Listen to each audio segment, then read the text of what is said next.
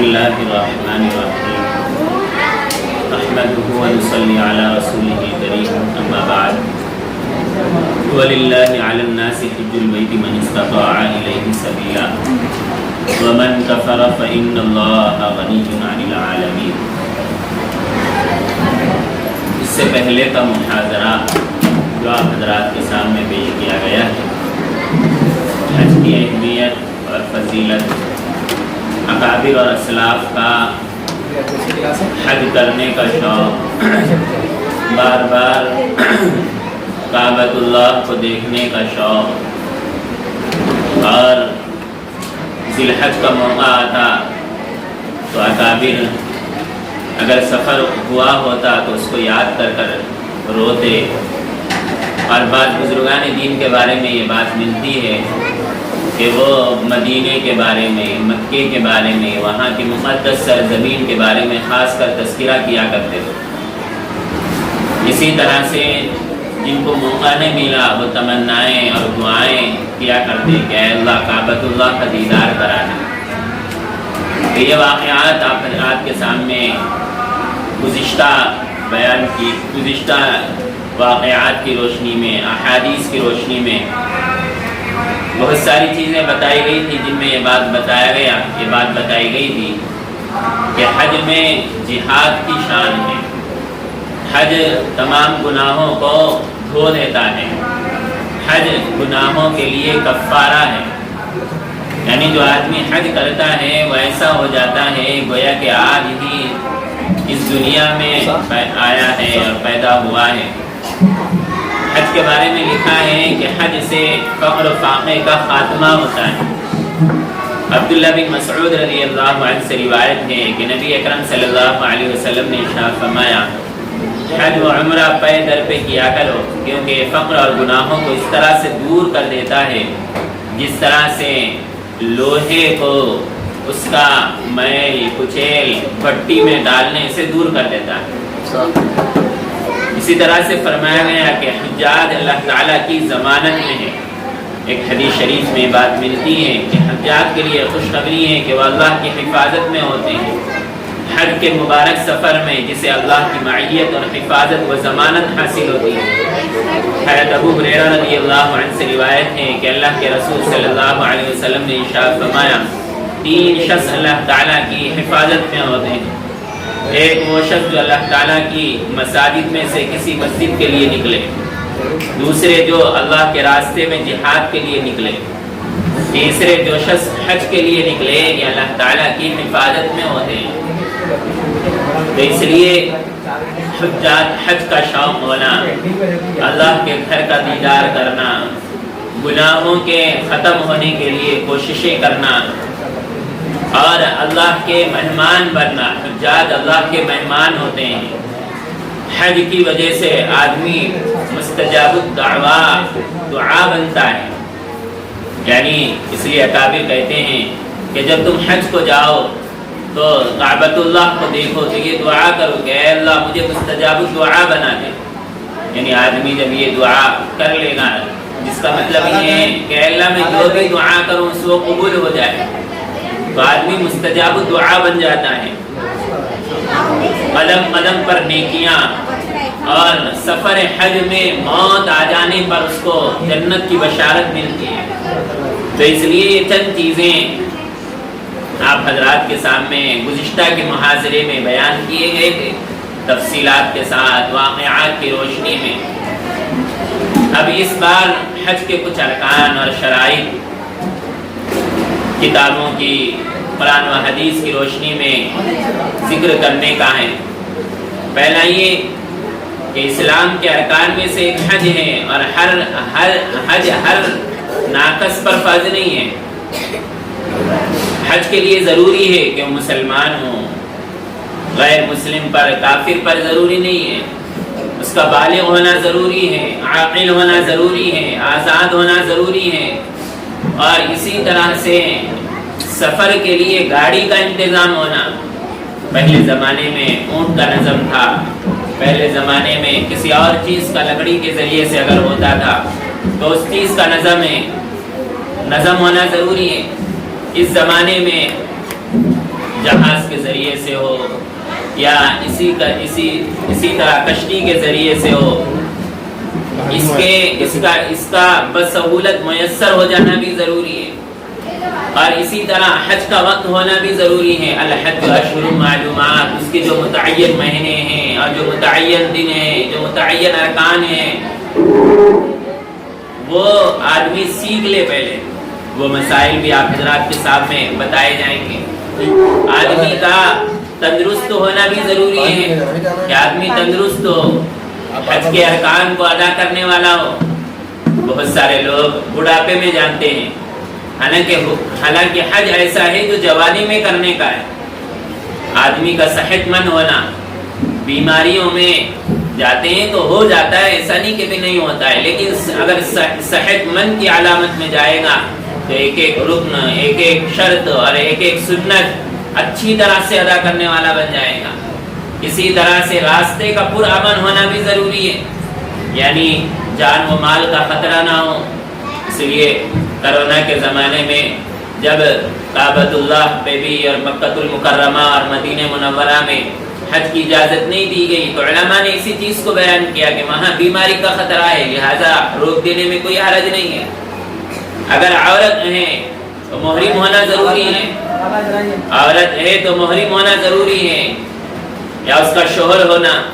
عورت کا عدت میں نہیں ہونا، یعنی شوہر کا انتقال ہو گیا، عدت میں ہے، شوہر نے طلاق دے دیا، عدت میں ہے، ایسا نہ ہو، عدت مکمل کر جائے۔ طواف زیارت، وقوف عرفہ ارکان حج میں سے 10ویں تاریخ کو حلق یا قصر کرنے کے بعد اور اس کے بعد قربانی سے فارغ ہونے کے بعد اسی دن یا اس کے بعد 2 دن تک 12ویں تاریخ کے سورج غروب ہونے سے پہلے طواف زیارت کیا جاتا ہے۔ اللہ تعالیٰ کا ارشاد ہے وَلِلَّهِ عَلَى النَّاسِ حِجُّ الْبَيْتِ مَنِ اسْتَطَاعَ إِلَيْهِ سَبِيلًا۔ وقوف عرفہ یہ بھی حج کا ایک رکن ہے، اگر کسی نے اس کو ترک کر دیا گویا اس کا حج ہی نہیں ہوا۔ چنانچہ عبد الرحمن بن دیلمی رحمت اللہ علیہ آپ صلی اللہ علیہ وسلم کا ارشاد نقل کرتے ہیں الحج عرفہ، حج نام ہے وقوف عرفہ کا۔ اس لیے ان ارکان کو ذہن میں رکھنا چاہیے۔ اس لیے ایک حدیث میں ارشاد ہے کہ جس نے وقوف عرفہ کو پا لیا اس نے حج کو پا لیا، اور جس نے وقوف عرفہ کو نہیں پایا اس کا حج فوت ہو گیا۔ وقوف عرفہ ایک حج کا ایک رکن ہے۔ وقوف عرفہ کے حج کا رکن ہونے پر تمام امت کا اجماع ہے، کسی نے اختلاف نہیں کیا اس میں۔ ان چیزوں کو ذہن میں رہیں، اور اسی طرح سے مسائل وغیرہ بھی ہمارے ذہن میں رہیں گے تو پھر کرنے میں آسانی ہو جاتی ہے۔ سب سے پہلے یہ بات ذہن میں رہے کہ جنایات احرام اور ان کے احکام، یعنی جب آدمی حج کو جائے یا عمرے کو جائے کن چیزوں کو کرنے کا حکم دیا گیا اور کن چیزوں کو کرنے سے روکا گیا ہے۔ جنایات کے اصل معنی درخت سے پھل توڑنے کے ہیں، پھر ارتکاب منکر کے لیے بولا جاتا ہے، یعنی جس سے روکا گیا ہے اس کو کر رہے ہیں، اس کے لیے اس سے بچنا ضروری ہے۔ جنایت اپنے مفہوم کے اعتبار سے تمام گناہوں کو شامل ہے، مگر خاص طور سے فقہا کے یہاں 2 موقع پر اس لفظ کا استعمال ہوتا ہے، ایک قتل یا زخم پہنچانے پر، دوسرے ان افعال کے ارتکاب پر جو احرام یا حرم شریف کی وجہ سے شرعاً ممنوع ہیں۔ احرام کی جنایات 8 ہے جس کو کرنے سے منع کیا گیا۔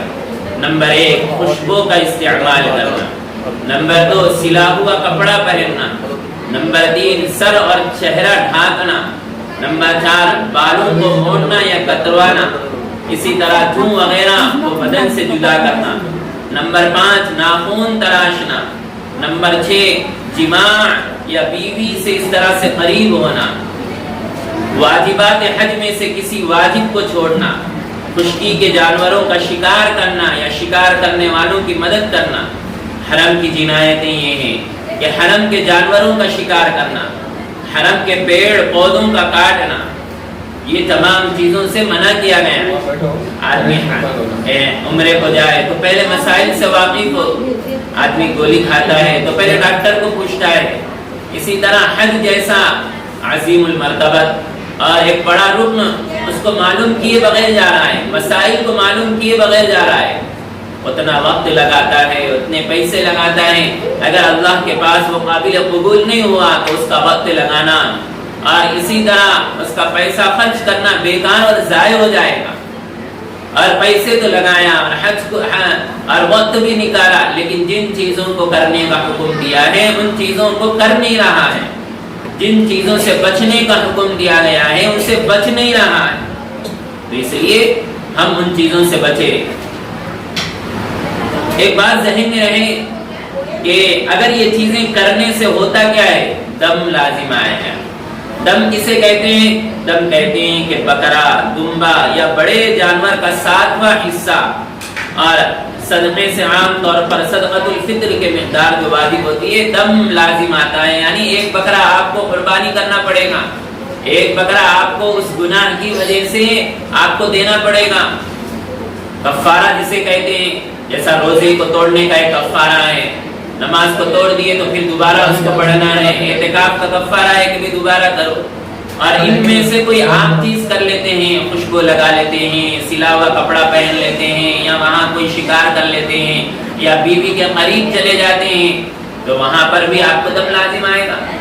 تو خوشبو کے استعمال سے متعلق چند مسائل ذہن میں رہیں کہ اگر محرم نے ایک کامل بڑے عضو پر خوشبو لگائی یا خوشبودار مہندی لگائی، چاہے لگا کر فوراً دھو ڈالے، یا خوشبودار سرما بار بار لگایا، یا کپڑوں میں خوشبو لگائی، یا خوشبو لگایا ہوا کپڑا ایک دن یا ایک رات اوڑا اور وہ خوشبو ایک طول و عرض میں ایک بارش سے زیادہ لگی ہوئی تھی، خالص خوشبو جیسے زعفران یا الائچی جسے کھانے کے ساتھ ملی بھی نہ ہو، اتنی مقدار میں کھائی جو منہ کے اکثر حصے میں لگ گئی، یا ایسے مشروبات پی لیا جو خوشبودار تھی جیسے روح افزا پی لیا، یا اس کے علاوہ کوئی ایسا خوشبودار جوس پی لیا جس کے اندر پینے سے خوشبو محسوس ہوتی ہے۔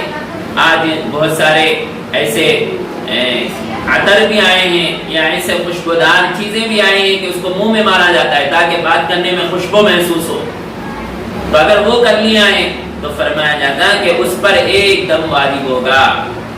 اگر خوشبودار مہندی اتنی گاڑی تھی جس سے مرد کا سر یا اس کا چوتھائی حصہ 12 گھنٹے یا اس سے زائد ڈھکا رہا تو اس پر 2 دم واجب ہو جائیں گے، ایک سر ڈھانکنے کی وجہ سے، دوسرا دم خوشبودار مہندی کے استعمال کرنے کی وجہ سے۔ البتہ گاڑا خضاب لگانے سے ایک ہی دم واجب ہوگا، اس لیے کہ وہ خوشبو میں داخل نہیں ہے، خوشبو سے بچنا چاہیے۔ کتنے دن کرنا ہے، زیادہ نہیں کرنا ہے۔ عمرے کو گئے تو تمام ارکان تک بچنا ہے، حج کو گئے تو 5 دن تک بچنا ہے۔ اصل اس میں اطاعت کا اللہ کو دیکھنا ہوتا ہے کہ کتنے تم اطاعت گزار ہو اللہ کے، کتنے فرما بردار ہو۔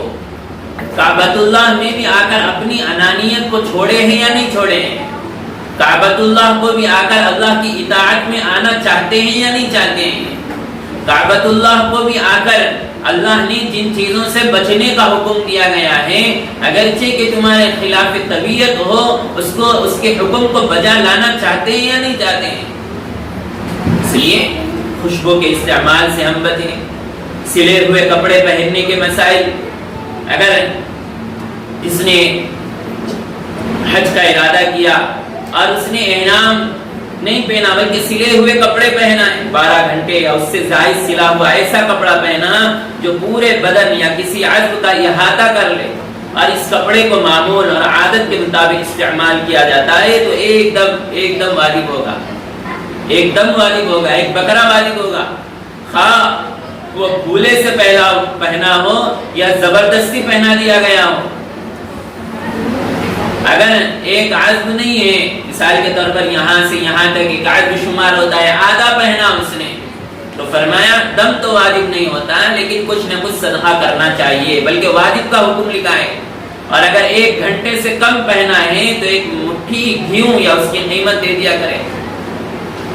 محرم مرد سلا ہوا کپڑا 1 دن یا اس سے زائد پہنا رہا، پھر اتار کر دوبارہ پہن لیا تو وجوب جزا میں یہ تفصیل ہے، اگر دوبارہ نہ پہننے کے ارادے سے اتارا تھا پھر پہن لیا تو 2 دم واجب ہوں گے، ایک پہن لیا پہننے کے بعد اتار دیا، اتارتے بعد اس نے ارادہ کیا کہ اب نہیں پہنوں گا، پھر پہن لیا، تو فرماتے ہیں کہ 2 دم واجب ہوں گے۔ فرمایا اگر کسی محرم نے، مرد نے اپنے جسم پر کرتے یا شلوار کو چادر کی طرح لپیٹ لیا، یا لنگی باندھنے کے بعد اوپر سے بیلٹ باندھ لیا، یا لنگی کو ایک کونے کو دوسرے سے باندھ لیا، یا سلوا لیا، یا آنکھ اترنے کی وجہ سے لنگوٹ باندھ لیا، تو کچھ واجب نہ ہوگا۔ بہت سارے لوگ حج کو جاتے ہیں، عمرے کو جاتے ہیں، یہ سمجھتے ہیں کہ کپڑا بالکل بھی سلا ہوا نہ ہو، بالکل بھی سلا ہوا نہ ہو، لیکن اجازت، شریعت نے اتنی اجازت دی ہے کہ آپ اس کو لنگی کی طرح باندھ لے سکتے ہیں، یعنی بیچ میں سلائے اور اس کو باندھ لے رہے ہیں، اس کی اجازت دی ہے۔ اور اسی طرح سے کمر پر کوئی ایسا پٹا باندھ لیا جس کی وجہ سے وہ نیچے کا جو کپڑا ہے، لنگی کا جو کپڑا ہے، نیچے کا جو احرام ہے وہ مضبوط رہے، کھلے نہ۔ بہت ساری مرتبہ بھیڑ ہوتی ہے، بھیڑ میں ڈھکلم ہوتی ہے، آدمی آگے چلے جاتا ہے، پیچھے چلے جاتا ہے، ایسے موقع پر بعض مرتبہ اس کے ہاتھ میں سامان رہتا ہے، خاص کر پانی کا باٹل رہتا ہے، تاکہ پیاس لگے تو جان بولے وہاں پانی پیے۔ اب وہ باٹل کو سنبھالے گا، یا پبلک کو دیکھے گا، یا اپنے نیچے کے استر کو دیکھے گا، نیچے کے کپڑے کو دیکھے گا۔ شریعت نے کہا کہ آپ ایسا باندھ لیجئے کہ آپ کو کھلے نہ وہ کپڑے، ستر کا نہیں کھلنا چاہیے۔ محرم مریض کے لیے عذر کی بنا پر پیشاب کی تھیلی لٹکانا جائز ہے۔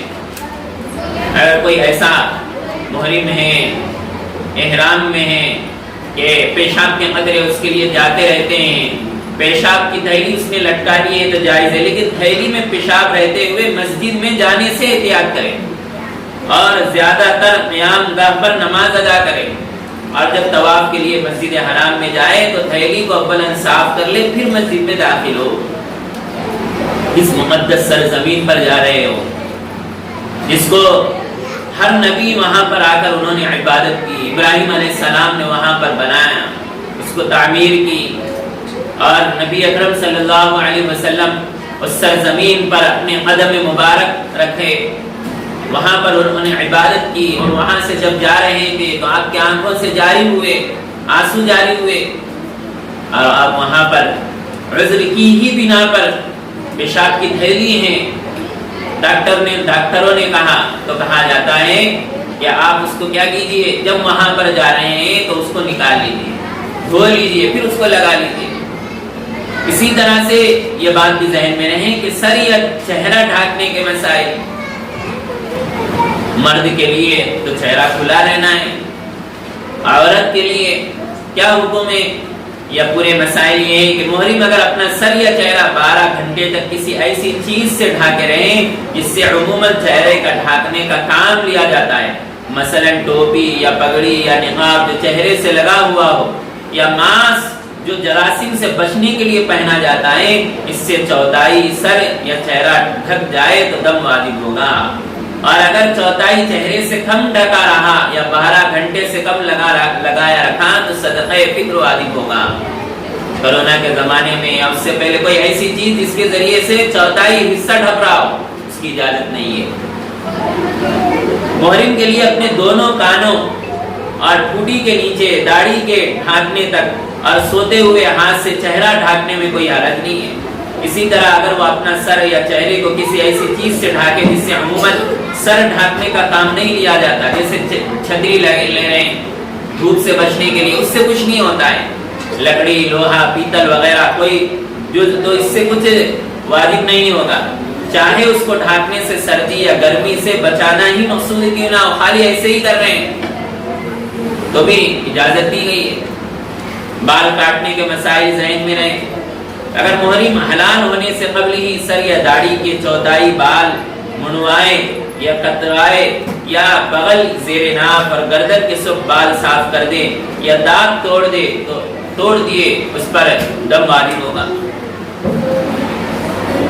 ہاں خود مونڈے یا کوئی دوسرا شخص اس کی اجازت سے یا بلا اجازت اس کے بال نکال دیا ہو، اور اگر ایسے عضو کے بال منڈوائے جس کے بال عموماً منڈوائے نہیں جاتے، مثلا سینہ یا پنڈلی کے بال منڈوا دیے، یا چوتھائی حصے سے کم سر کے بال منڈوا دیے، یا بغل، زیر ناف اور گردن کے بعض حصے کے بال منڈوا دیے، تو صرف صدقہ فطر واجب ہوگا۔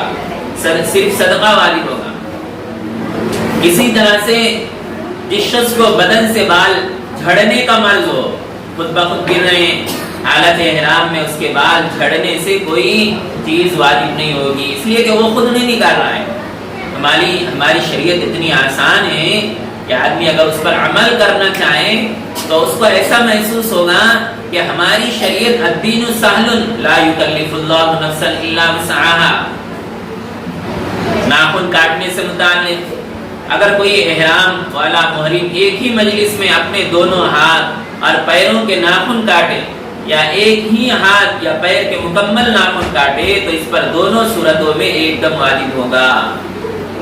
اس لیے علماء کہتے ہیں کہ جن چیزوں کو خلاصے کے طور پر جو 8 چیزیں آپ حضرات کے سامنے بیان کیے گئے ہیں، آدمی اپنے احرام کے کپڑے پہننے سے پہلے، تلبیہ پڑھنے سے پہلے وہ تمام کے تمام کر لے، یعنی ناخن نکال لیا کرے۔ ناخن نکال لیا ہے تو پھر آپ بال چھوٹے کرنا ہے، سر کے بال اگر چھوٹے کرنا ہے تو سر کے بال چھوٹے کر لے۔ اور اسی طرح سے یہ بھی کہا جاتا ہے کہ بیوی کے قریب بھی چلے جائے، ملاقات کر لے، خاص ملاقات جو ہوتی ہے وہ ملاقات بھی کر لے تاکہ آپ کو وہاں جانے کے بعد کوئی شوق نہ ہو، یعنی آدمی صرف اللہ اللہ ہی کرتے رہے وہاں پر، ان چیزوں میں جائے نا، آدمی اس چیز سے فارغ ہو جاتا ہے تو پھر اس کی طرف مائل نہیں ہوتا۔ تو یہ کہا جاتا ہے کہ حج کو جانے سے پہلے اپنے بیوی سے ملاقات کا مسئلہ ہے وہ حل ہو جائے، اور اسی طرح سے حج کو جانے سے پہلے ناخن نکالنا ہے، ناخن نکال لے، سر کے بال چھوٹے کرنا ہے، چھوٹے کر لے۔ بعض لوگ کہتے ہیں کہ داڑھی منڈوانا، کہتے ہیں داڑھی منڈوانا بغیر احرام کی حالت میں یا حج کو نہ جائے یا اپنے ملک میں رہے تو ہی نکالنا گناہ ہے، تو آپ وہاں پر جا رہے ہیں تو کیوں؟ بلکہ یہ ارادہ کرے کہ اب کبھی بھی داڑھی نہیں کاٹوں گا۔ یہ مسائل ذہن میں رہیں۔ خواتین کے حج سے متعلق بھی مسائل ذہن میں رہیں، کیونکہ عورت کو اللہ تعالیٰ نے فطری طور پر کمزور بنایا ہے۔ عورت کے اندر چند چیزیں ایسی ہیں جو مرد کے اندر نہیں ہے، مرد کو اللہ نے طاقتور بنایا ہے۔ ایک لڑکی کو جیل میں ڈال دیجیے، ایک لڑکے کو جیل میں ڈال دیجیے، لڑکی رونا شروع کر دے گی، لڑکا بھاگنے کے لیے راستے دیکھے گا۔ فطری چیز ہے، یہ فطری چیز ہے۔ تو فرمایا کہ سب سے پہلی بات یہ ہے کہ جب حج یا عمرے کو جانے کا ارادہ ہو تو اپنے شوہر یا اپنے محرم کو اپنے ساتھ لے کر جائے، اکیلے نہیں جانا۔ اگرچہ کہ موجودہ زمانے میں اس کو اجازت دی جا رہی ہے اور وہاں سے اس ملک سے اور وہاں پر بھی، لیکن شرعی مسئلہ ذہن میں رہے۔ ہمارے لیے دلیلیں حکومتیں نہیں ہیں، ہمارے لیے دلیل قرآن و حدیث ہے، صحابہ کے اعمال ہیں، صحابہ کے اقوال ہیں۔ یہ بات ذہن میں رہے کہ اپنے محرم کو ساتھ میں رکھنے کی کوشش کرے۔ اگر شوہر کا انتقال ہو جائے اس کے لیے بھی مسائل ہے، معلوم کرنا چاہیے۔ اس سے پہلے بتایا گیا تھا کہ عدت میں نہ جائے، اور اسی طرح عورت کے لیے اجازت ہے کہ سلے ہوئے کپڑے پہننا، مرد کے لیے نہیں ہے، وہ چاہے جس طرح چاہے سلے ہوئے کپڑے پہن سکتی ہے، جو چاہے استعمال کر سکتی ہے، اس پر تمام علماء کا اتفاق ہے، بلکہ وہ دستانے اور پائے تابے بھی استعمال کر سکتی ہیں، یہ جو پیر کو جو پہنا جاتا ہے اور دستانے جو ہوتی ہیں وہ بھی، لیکن بات کہتے ہیں کہ اگر نہیں کریں تو کوئی بات نہیں ہے، افضل ہے، بلکہ اگر نکال لیتی ہے تو افضل ہے۔ اور اسی طرح سے مہندی استعمال کرنا، حالت احرام میں مرد و عورت میں کسی کے لیے خوشبو استعمال کرنے کی اجازت نہیں ہے۔ مہندی بھی چونکہ ہلکی سی خوشبو اور مہک ہوتی ہے، اس لیے اس کے استعمال کی اجازت نہیں ہے۔ یہ بات ذہن میں رہے کہ اگر عمرے کو جانے کا ٹائم آ گیا، حج کو جانے کا ٹائم آ گیا، مہندی پہلے سے لگی ہوئی تھی، حج کو جانے کے لیے نہیں لگائی جا رہی، عمرے کو جانے کے لیے نہیں لگائی جا رہی، پہلے سے لگی ہوئی تھی، تو اس میں کوئی حرج نہیں ہے، اس لیے کہ وہ بھی چلے جاتی ہیں، عام طور پر خوشبو بھی نہیں رہتی ہے، بلکہ بعض ایسا بھی ہوتا ہے کہ اکثر مہندی نکل جاتی ہے، وہاں جانے کے لیے لگا رہے ہیں کہ بھئی عمرے کو جا رہے مہندی لگا رہے ہیں، تو بے اضافہ کرنا ہے، اگرچہ کہ خوشبو نہیں رہتی ہے لیکن اس کی اجازت نہیں دی، افضل نہیں ہے۔ اسی طرح سے چہرہ کھلا رکھنا، حالت احرام میں عورت کے لیے اپنے چہرے پر کپڑا لگانا منع ہے، وہ اپنے چہرے کو کپڑا نہیں لگا سکتی۔ ہاں آج کل ایک ٹوپی آ رہی ہے کہ ٹوپی ایسی لگائی جاتی ہے اور وہ جو کپڑا ہے وہ چہرے کو نہیں لگتا، تو اس سے آپ کا رکن بھی ہو جائے گا اور جو اپنے چہرے کو چھپانے کا جو مسئلہ ہے وہ بھی ادا ہو جائے گا۔ تو علماء نے اس کی اجازت دی ہے، تو وہ ٹوپی لگائی جا سکتی ہے۔ زیورات کا پہننا، عورتیں اگر حالت احرام میں زیورات پہننا چاہے تو پہن سکتی ہے، اس میں کوئی قباحت نہیں ہے۔ عورت کے لیے علامہ کاسانی رحمۃ اللہ علیہ فرماتے ہیں کہ عورت کے لیے اس بات کی گنجائش ہے کہ وہ ریشم، سونا، زیورات میں جو چاہے استعمال کرے، لیکن اس بات کو ذہن میں رہے کہ سیدھی سادی جائیں، اجازت دی گئی ہے، اجازت الگ ہے، اجازت الگ ہے، حکم الگ ہے، افضلیت الگ ہے۔ افضلیت یہ ہے کہ آپ نہ پہنیں، اجازت ہے پہن سکتے ہیں، لیکن افضل یہ ہے کہ نہ پہنیں۔ احرام سے قبل اگر ناپاکی کے ایام آ جائے، احرام سے پہلے جس طرح مرد کے لیے غسل کرنا مستحب ہے، ایسے ہی عورتوں کے لیے بھی غسل کرنا مستحب ہے۔ جو خواتین حالت حیض و نفاس میں ہو ان کے لیے بھی غسل کرنا مستحب ہے۔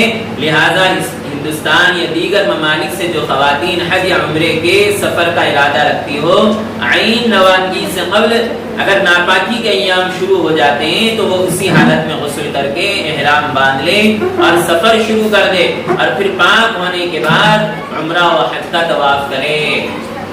اگر کوئی خاتون حالت حیض میں حج تمتع کے لیے نکلی ہو اور عمرے کا احرام باندھا لیکن وقوف عرفے کے دن تک پاک نہ ہوئی ہو تو اس پر 4 کام لازم ہوں گے۔ نمبر 1، ممنوعات احرام میں سے کسی ایک کا ارتکاب کر کے عمرے کا احرام ختم کر دے۔ نمبر 2، حج کا احرام باندھ کر اس کے افعال میں لگ جائے۔ نمبر 3، ادائے حج کے بعد چھوڑے ہوئے عمرے کے قضا کر لے۔ نمبر 4، عمرے کا احرام ختم کرنے کی وجہ سے ایک دم بھی دے دے۔ حائضہ کا عمرے کے طواف سے پہلے مدینہ منورہ چلا جانا، یہاں سے نکلی ناپاکی کی حالت ہی میں نکلی یا وہاں پہنچ گئی کعبۃ اللہ میں داخل ہونے سے پہلے، صبح کے لیے جانا تھا وہاں پر کعبۃ اللہ میں مسجد حرام میں جانے سے پہلے ناپاکی کے ایام شروع ہو گئے۔ کہا کہ بھئی 7 دن یہاں قیام ہے یا 5 دن یہاں قیام ہے، 5 دن سے پہلے گروپ والوں نے وہاں پر لے کر چلے گئے، مدینہ منورہ لے کر چلے گئے، پھر مدینہ منورہ جانے کے بعد پاک ہو گئے۔ تو مسئلہ یہ بتایا جاتا ہے کہ مدینہ منورہ جانے کے بعد دوبارہ احرام باندھے اور احرام باندھ کر پھر طواف آ کر کرے، اپنے عمرے کو مکمل کرے۔ یہ ناپاکی کے مسائل ایسے ہیں جو عورتوں کے لیے خواتین سے یا انفرادی طور پر علماء سے میسج کے ذریعے سے یا معتبر علماء کے کتابوں کے ذریعے سے، بلکہ کتابوں کے ذریعے سے بھی نہیں بلکہ پوچھ کر ہی کرنا چاہیے کہ بھی ایسے ایسے مسائل ہیں، میرے سے متعلق کیا حکم ہے، میرے سے متعلق کیا حکم ہے۔ لیکن یہ مسائل ایسے ہوتے ہیں کہ ہر عورت کے الگ الگ بھی ہو جاتے ہیں، بعض مرتبہ صورتیں الگ ہو جاتی ہیں، مسائل تو وہی رہتے ہیں لیکن صورتیں الگ ہو جاتی ہیں۔ جب ان کی صورت بدل گئی تو مسئلہ اس اعتبار سے بولنا پڑتا ہے۔ اور ایک مسئلہ یہ بھی ذہن میں رہے کہ خواتین کے لیے قصر ہے نہ کہ حلق، یعنی ان کو کنڈو بنانا نہیں ہے، مکمل بال نکالنے کا حکم نہیں ہے۔ ان کے لیے یہ ہے کہ جو سر کے بال ہے اس کو تھوڑے سے ادھر کرے اور اس کو ایک انگلی کو موڑ لے، بال موڑ لے اور اتنے کٹ کر لے، بس کافی ہے۔ قصر کرنا جسے قصر کہنا، مرد کے لیے بھی مکمل طور پر قصر ضروری نہیں ہے، اگر وہ بال تھوڑے کم کر لیتا ہے تو کم کر لے، کوئی حرج نہیں ہے۔ بہت سارے لوگ اپنے زلفوں کی محبت میں عمرے سے نہیں جا رہے ہیں، اپنے زلفوں کی محبت میں حج کو نہیں جا رہے ہیں، جانے کے بعد گنڈو بنانا پڑتا ہے وہاں پر۔ بھئی اللہ نے اجازت دی ہے، شریعت نے اجازت دی ہے کہ آپ بال کم کر سکتے ہیں، قصر کر سکتے ہیں، قصر کیجیے۔ اس لیے ہمیں چاہیے کہ جو مسائل ہے وہ مسائل ہم معلوم کر جائے، سیکھ کر جائے۔ آدمی جتنا سیکھ کر جاتا ہے اتنا اس کے لیے سہولت ہو جاتی ہے، اور جو سیکھے بغیر جاتا ہے وہ خود بھی پریشان رہتا ہے اور دوسروں کو بھی پریشان کرتا ہے۔ اس لیے ہمارے تلنگانہ کے علماء، اکابر علماء، نظام ہمارے تلنگانہ کے اعتبار سے نظام بنایا گیا کہ بھائی حج کے مسائل کی تربیتی کیمپ رکھائے جاتے ہیں، اور بعض علماء اپنی طرف سے آن لائن مسائل جو کتابوں کے ذریعے سے بتاتے ہیں وہ سیکھ کر جائے، جتنا سیکھ کر جانا ہے اتنا آپ سہولت ہوتی ہے۔ سب سے اہم بات یہ ہے کہ حج و عمرے کا شوق پیدا ہو، حج و عمرے کا شوق، کعبۃ اللہ کو دیکھنے کا شوق، مدینہ منورہ پر حاضری کا شوق۔ آدمی اگر کوشش کرتا ہے تو اللہ تعالیٰ اس کے لیے راستے کھول دیتے ہیں، آدمی کوشش نہیں کرتا ہے تو راستے بھی نہیں کھلتے ہیں۔ یوسف علیہ السلام کا واقعہ گزشتہ سنایا گیا تھا، جس میں زلیخا نے یوسف علیہ السلام کو بلایا، پورے کمروں کو تالا لگا کر بلایا۔ یوسف علیہ السلام اس گناہ سے بھاگنے کا ارادہ کیے تو تالے خود بخود کھلتے گئے، دروازے خود بخود ہٹتے گئے اور یوسف علیہ السلام بھاگتے گئے۔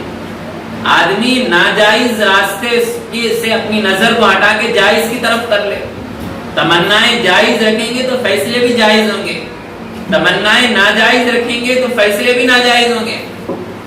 اس لیے حج کے مسائل سے واقفیت ہو، شوق رکھے، بار بار جانے کا شوق ہو، اور وہاں جانے پر جو اپنے تجربات اپنے جانے والوں کو سنائے، وہاں کا بار بار تذکرہ کرے۔ کعبۃ الذی الحج کا موسم آئے تو وہاں پر بار بار اس کی تمنائیں کرے۔ آدمی تمنا نہیں کرتا ہے، شادیوں کو دیکھ کر تمنا کرتے ہیں، ایک دوسرے کے سونے کو دیکھ کر تمنا کرتے ہیں، اس کے پاس اتنے تولے سونا ہے، اس کے پاس اتنے تولے سونا ہے۔ گاڑیوں کو دیکھ کر تمنا کرتے ہیں کہ کاش میرے پاس بھی گاڑی ہوتی۔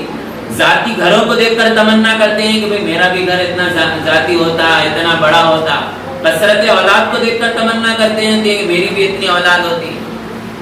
ناجائز نہیں ہے ذاتی گھر ہونا، سونے کا زیادہ ہونا، گاڑیوں کا اپنا رکھنا، لیکن اس سے بڑی تمنا کیجیے، اس سے بڑی تمنا کیجیے، شہید کے مرنے کی تمنا کیجیے، موت کے وقت کلمے کی تمنا کیجیے، اولاد کو دین کی خدمت پر لگانے کی تمنا کیجیے۔ یہ تمنائیں ہونی چاہیے، عارضی تمناؤں پہ نہیں جانا چاہیے، اصلی تمنائیں۔ ان چیزوں کی اگر کوشش کرتے رہیں گے، دعا کرتے رہیں گے، اللہ ہماری ان دعاؤں کو رد نہیں کرے گا۔ امام شافعی رحمۃ اللہ علیہ کی سے ایک واقعات میں بات ملتی ہے، ایک خاتون سے متعلق جن سے امام شافعی رحمۃ اللہ علیہ دعائیں لیا کرتے تھے۔ مرنے کا وقت قریب آ گیا، روزے کی حالت میں ان کے قریبی شاگردوں نے یا رشتہ داروں نے کہا کہ روزے کی حالت میں مرنے کے قریب آئے ہیں، آپ پانی پی لیجئے، آپ کو دم چڑھ رہا ہے یا سانس پھول رہی ہے، جو بھی وہ حالت تھی۔ تو وہ کہنے لگے کہ جب سے بالغ ہوئی ہوں اس وقت سے دعا کر رہی ہوں، یا اللہ روزے کی حالت میں مجھے موت دیجئے، اب میری روزے کی حالت میں موت آ رہی ہے تو مجھے پانی پلا رہے ہیں۔ مرنے کی، روزے کی حالت میں مرنے کی تمنائیں، کعبۃ اللہ میں مرنے کی تمنائیں، لیکن کعبۃ اللہ میں مرنے کی تمنا سے زیادہ اپنے گھر کو کعبۃ اللہ بنانا ہے، یعنی نمازوں کا اہتمام کرنا ہے، اپنے گھر کو درود شریف کا محل بنانا ہے، درود شریف کی کثرت، جمعے کے دن درود شریف کی کثرت، جب بھی اللہ کے رسول صلی اللہ علیہ وسلم کا نام آئے تو درود پڑھنے کا اہتمام۔ تو اس لیے ان چیزوں کا اہتمام کریں گے، مسائل سے واقفیت رکھیں گے، شوق پیدا کریں گے تو اللہ کی ذات سے امید ہے کہ اللہ تعالیٰ ہمیں مدینہ منورہ بھی دکھائے گا، کعبۃ اللہ کو بھی دکھائے گا، اور ہماری جو تمنائیں ہیں وہ تمنائیں بھی پوری کرے گا۔ اللہ سے دعا ہے کہ اللہ تعالیٰ ہم تمام کو کعبۃ اللہ کو بار بار دیکھنے کے مواقع نصیب فرمائے، مدینہ منورہ پر حاضری نصیب فرمائے، اور اسی طرح سے جو حضرات اس بار جا رہے ہیں اللہ ان کے حج کو قبول فرمائے، اور جو جانے کا ارادہ رکھتے ہیں اللہ تعالیٰ ان کے لیے اسباب مہیا فرمائے۔ آمین وآخر دعوانا الحمدللہ رب العالمین۔